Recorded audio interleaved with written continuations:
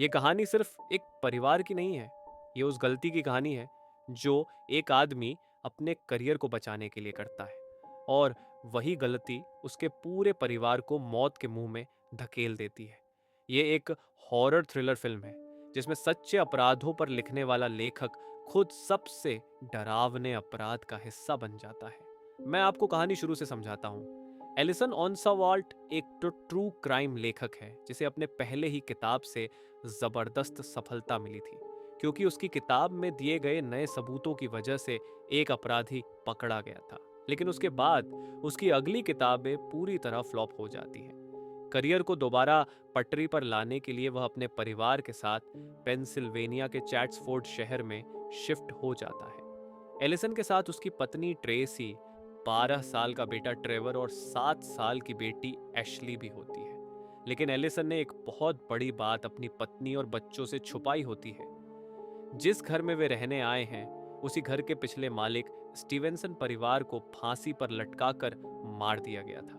यही नहीं, उनके परिवार की सबसे छोटी 10 साल की बेटी स्टेफनी उस घटना के बाद से गायब थी। एलिसन का इरादा साफ होता है।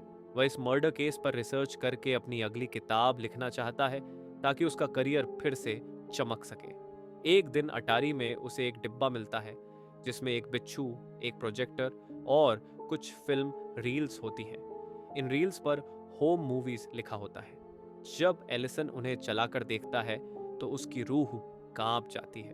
उन फिल्मों में अलग अलग परिवारों को बेरहमी से मारा जाता हुआ दिखाया गया होता है और ऐसा लगता है जैसे यह सब कैमरा पकड़ने वाला ही कर रहा हो।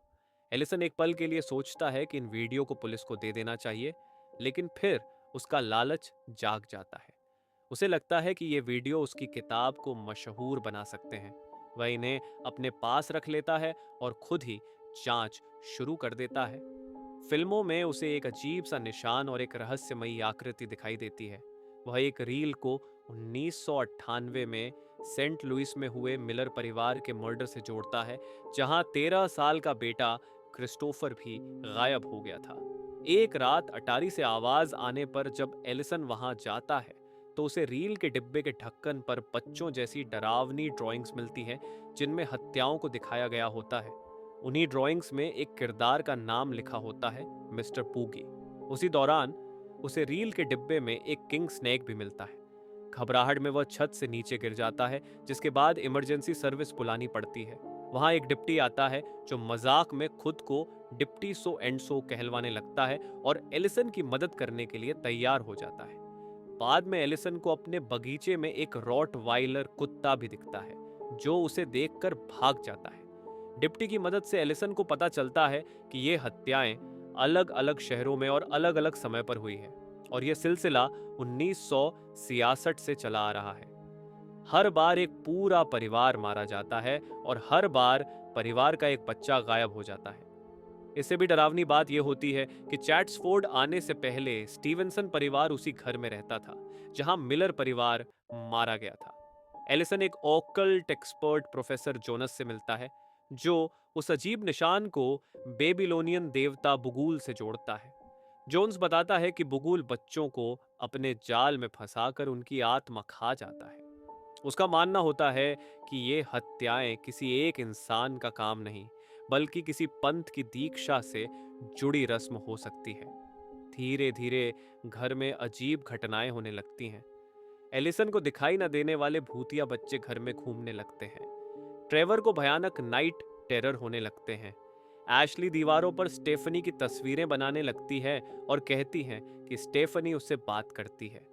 जब ट्रेसी को पता चलता है कि एलिसन उन्हें एक मर्डर हाउस में ले आया है तो वो गुस्से से पागल हो जाती है। एक रात एलिसन अटारी में जाता है और वहां सभी गायब बच्चों को एक फिल्म देखते हुए पाता है। तभी स्क्रीन पर बुगुल दिखाई देता है और फिर अचानक असल में एलिसन के सामने आ खड़ा होता है।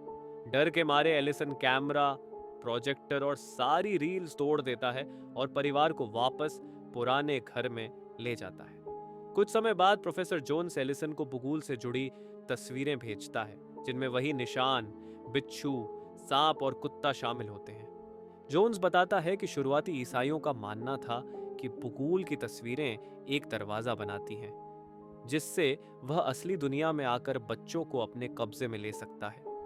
तभी एलिसन अपने नए घर की अटारी में वही प्रोजेक्टर और रील्स सही सलामत पाता है। इस बार एक नई रील होती है जिस पर लिखा होता है extended cut endings. Deputy Ellison को असली पैटर्न बताता है। जब कोई परिवार मारा जाता है तो जो अगला परिवार उस घर में रहता है वही अगला शिकार बनता है।